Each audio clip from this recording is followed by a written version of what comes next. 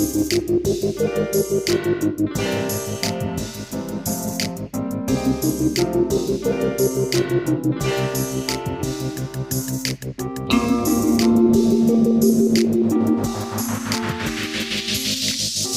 to the Mukilteo Football Show. My name is Miles. The Eagles defeat the Rams. The Bills defeat the Ravens in a great Sunday of divisional playoff football.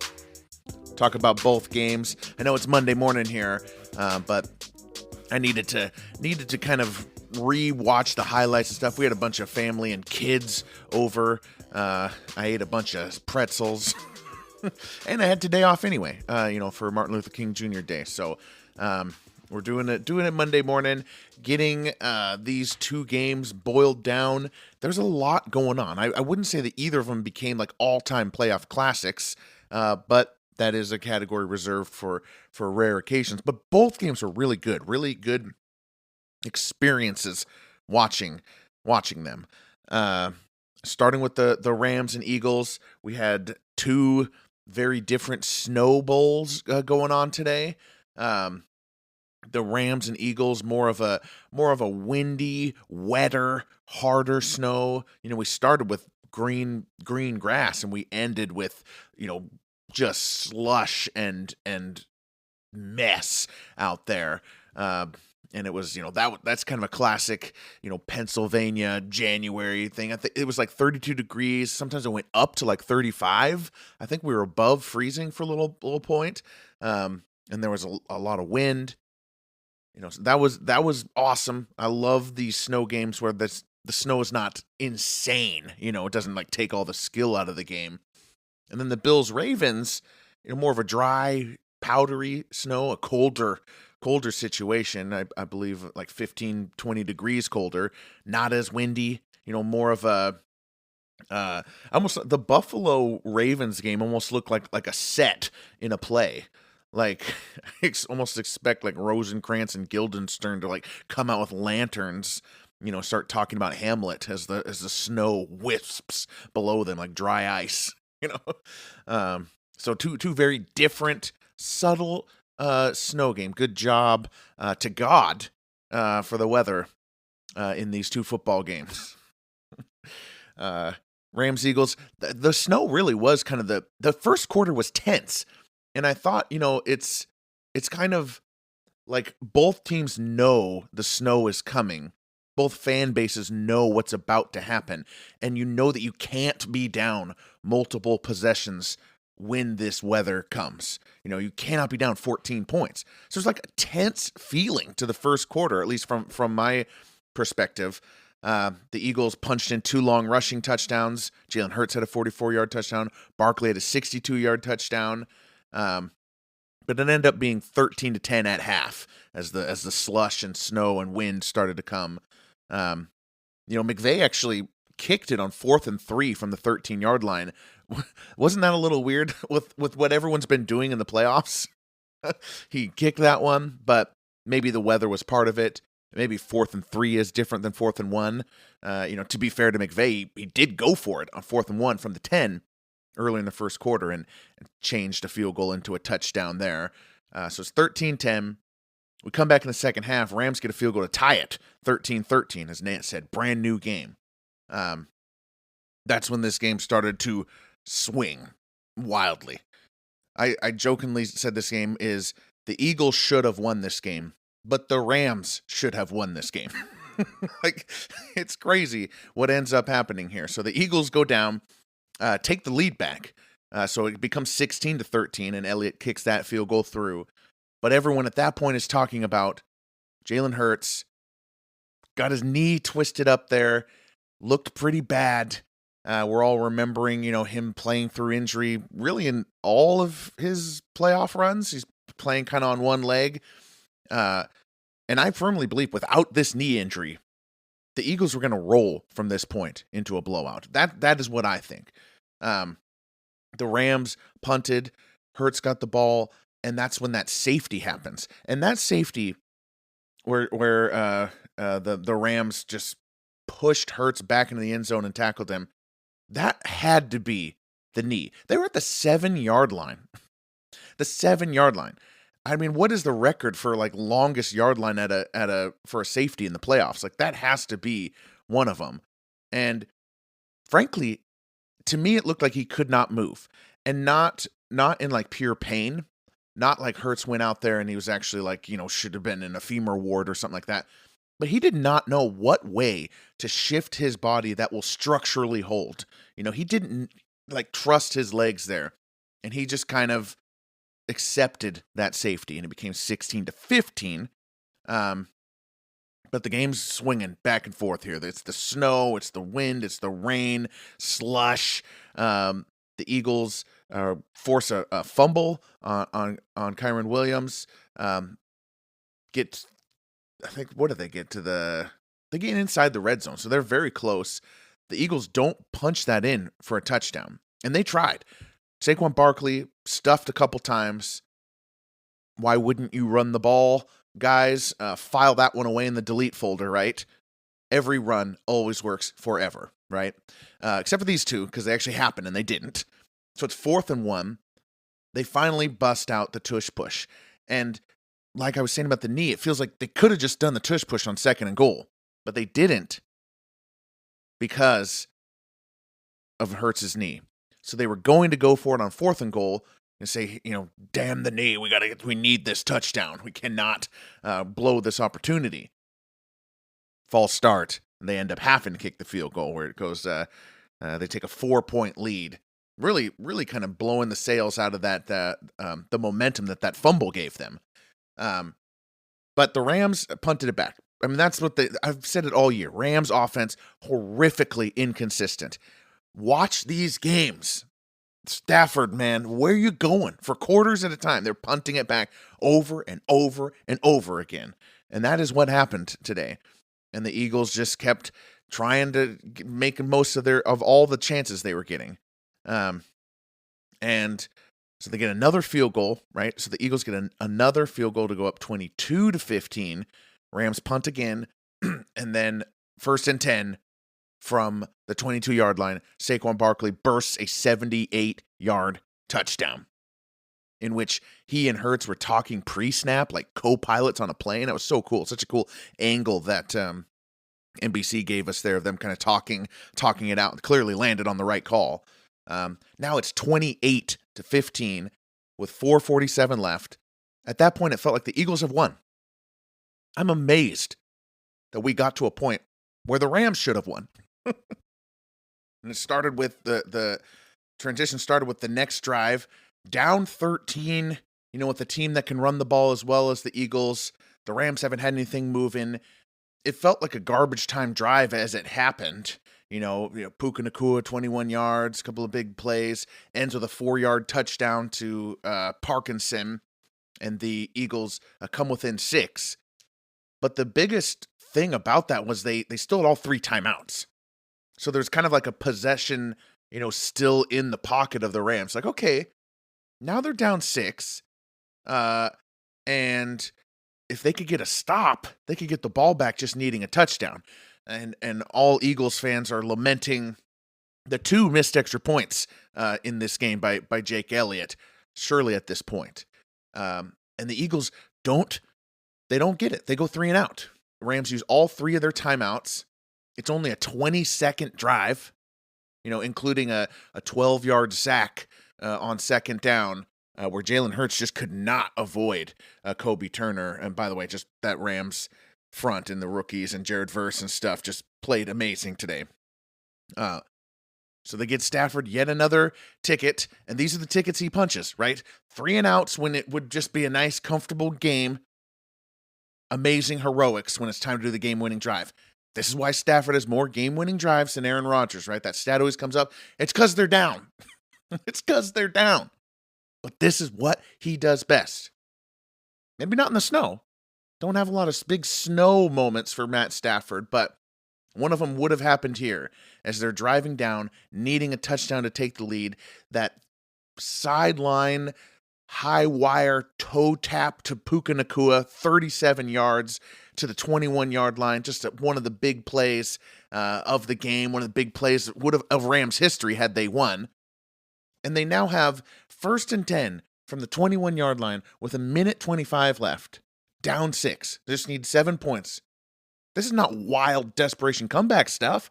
They should now win. They got to consider draining some clock as well on their way here. And, they kind of punch it forward a little bit. It's 3rd and 2 from the 13-yard line.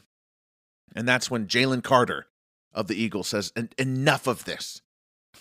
The 9th overall pick of the 2023 draft was projected as the number 1 overall pick earlier in that draft cycle, but Carter just demolishes this comeback. And I don't know that it's like fully appreciated. How many 3rd and 2s end up in a 9-yard sack? The Rams offensive line blows the assignment. Stafford cannot move. He had a rib injury earlier to his credit. And Carter's a beast. Now it's 4th and 11. Now it's desperation time. Okay, that's what we were expecting. And on 4th and 11, Carter gets the pressure there too. Stafford throws it away basically, somewhere in the direction of Nakua, but turnover on downs, and the Eagles will go on to host the Commanders in the championship game. And like I said, the only way to describe this game is the Eagles should have won, but the Rams should have won.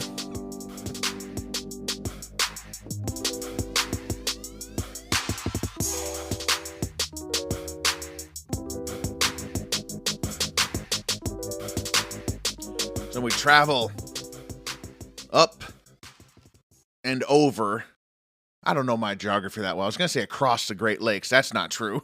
We're just going up and a little bit over, I think, from Philadelphia to Buffalo, from the cold, wet slush and wind to much more of a dry, powdery snow, frigid, frigid and flurries may be what you call the Ravens-Bills game. And we are all hyped for the 2 legendary seasons. Lamar Jackson, Josh Allen, both should be MVP, both better than Lamar's MVP campaign last year. It's just two big seasons in 1 year.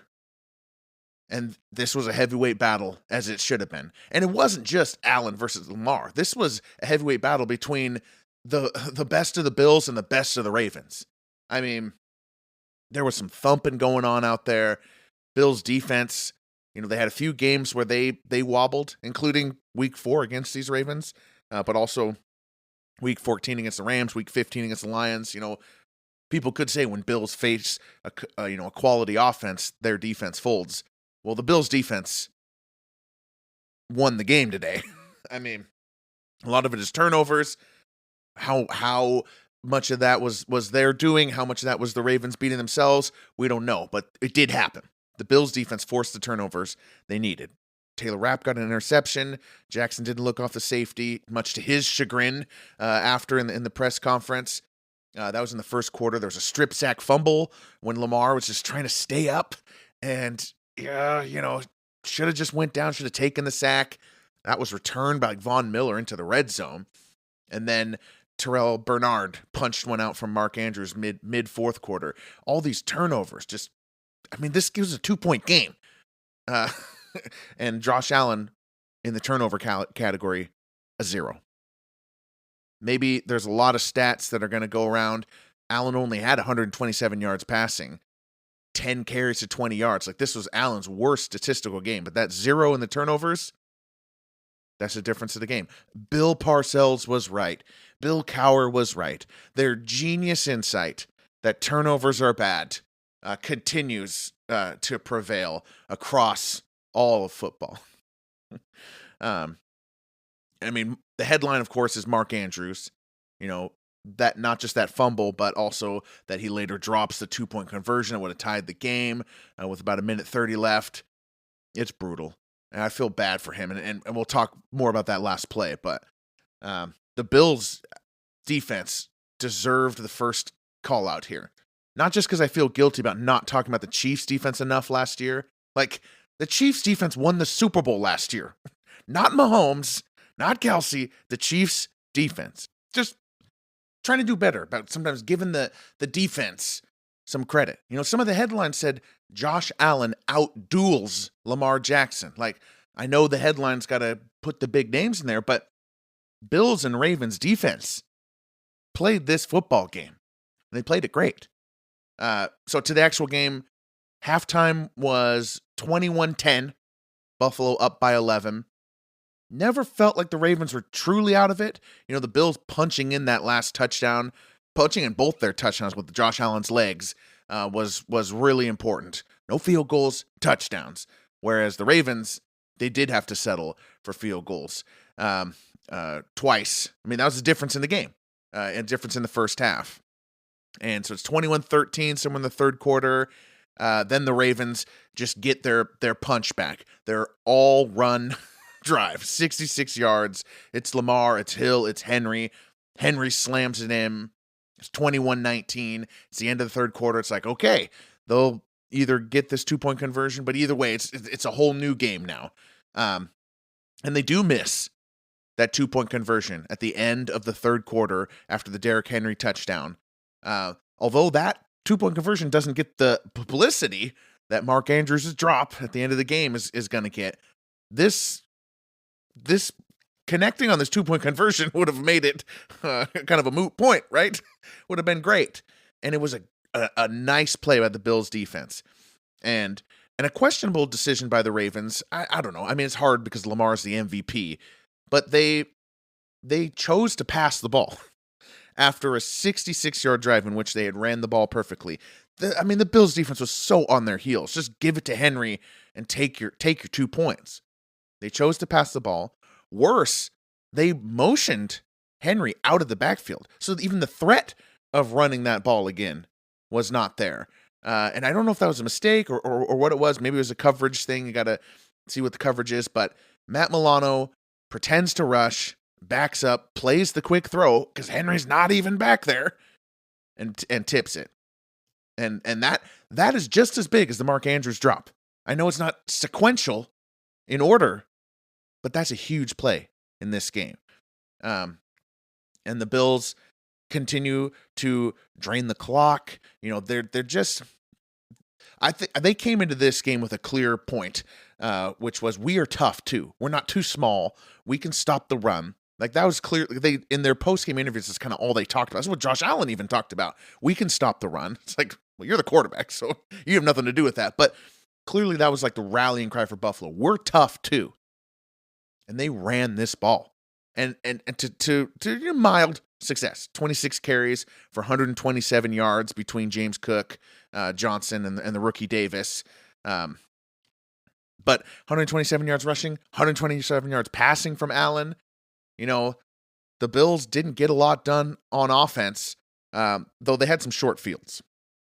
I always caution, yet another headline that kind of gets my goat is Ravens outgained Bills 416 to 273, yet still lost. It's like, well, the short fields are doing some disservice to the Bills there. If you're just going to say, the Ravens were 160 yards better than the Bills, then you should count Von Miller's, fumble return, which was like 40 yards. Are we going to punish the Bills because they started that drive at the 21-yard line and scored the touchdown? I mean, they can't go past the goal line to make sure they get more yards for the later yardage comparison. Like, I don't know, stuff like that. It wasn't egregious, is what I'm trying to say. The Bills' offense moved the ball when they need to. They were just reserved comparatively to what we would expect. So Bills running. They kicked a field goal. Ravens are down 24-19. 24-19. That's when the first Andrews mishap happens, is when he fumbles the ball right across the 50-yard line. Looks like he's trying to go to the other sideline or something and gets it punched out. He needed to just go down. But it was a great punch out too. And unfortunately not Andrews' worst moment of this game. So Bills continue running the ball, draining the clock. They get to 3 minutes. 3 minutes in the game. They kick a field goal from the 2-yard line. Big stops by the Ravens there that will go unremembered, unfortunately. But Josh Allen took both of those runs, 2nd and goal and 3rd and goal, and they stuffed him. They absolutely stuffed him, and not head on. I don't know if I've ever seen this before, and maybe only the Ravens could do this because they have so many athletic freaks on their defense. But it was always someone from the side, like waiting for Josh Allen to move forward and then crashing down on him from the side. So it's 4th and goal from the 2. McDermott chooses to kick and go up 8, a decision I didn't agree with, and I'll talk about that later. But the Bills go up 8, kick it to the Ravens, go into their 13 seconds McDermott prevent defense because they give up a touchdown like absolute butter. 8 plays, 88 yards in 156 to the freaking 3-time MVP. Like, show some respect for Lamar Jackson. We trust our defense. Well, maybe you should have respected that Lamar Jackson is the other quarterback. I mean, it's 27 yards to Wallace, 19 yards to Andrews, and on the lively touchdown or likely touchdown, that was a 24-yarder, I believe. He had all day to throw. All day. It wasn't even hard, that 88-yard touchdown. He scored it with like a minute and a half to go, which might have been bad for the Ravens because the Buffalo could have come back and kicked field goal. But the Ravens drove it down the field, punched it in with Likely. Now they're down 2, 27-25. They run a perfect little flat route on the 2-point conversion to Mark Andrews, who drops the ball. And I just feel horrible for him. But I just feel like he was like, too uncertain about his place on the field. He's kind of thinking about that pylon. He didn't need to in retrospect. He was already in the end zone. Just catch the ball. And, there's a lot going on there. It's not as easy as it looks, but it is easy for a guy who leads the franchise in all-time touchdowns, right? Like Mark Andrews is not a bad player. But Buffalo wins from there, basically. And I will talk about in the preview about how I didn't agree with the decision to kick it there and go up 8. You know what? No, not the preview. I'm going to talk about it right now. We're going to go a little over. That's fine. We're already a little over. When you kick the field goal up 8 from the 2-yard line, all you're saying is that then we should go to overtime, basically. Like, I disagree with that decision. And yes, if you miss it and you get a turnover on downs, that's going to be tough because now you're only up 5. The Ravens come down and score. They're going to be ahead, though you still have a chance with a field goal to win it. You have a chance with a field goal to win it either way if they pull this off. But the reason I don't like it is because what you gave up. What you gave up to go up 8 was a chance to end the game with Josh Allen. I know he was stuffed twice. Make the Ravens stuff one of the best goal line runners 3 times in a row. Right off the bat, too. Like right back to back to back. Like they're tired. They just had to do it. Now they have to do it again. Make them do it. You see how Allen scored those other 2 touchdowns? That ends the game. It's not about all the numbers that I kind of prefaced it with. It's about you have the game is in your hand right there. And McDermott consistently gives up those opportunities. It drives me nuts. But the Bills won. So I probably shouldn't end on that note. But congratulations to Josh Allen. I will be rooting so hard for the Bills. So hard. I don't know that I can take it. The Chiefs beating the Bills in the AFC Championship to go to such an undeserved Super Bowl when the Buffalo fans deserve one so bad. Just win this, Buffalo. All right, my name is Miles. We'll be back tomorrow with Kirk to preview the 2 championship games.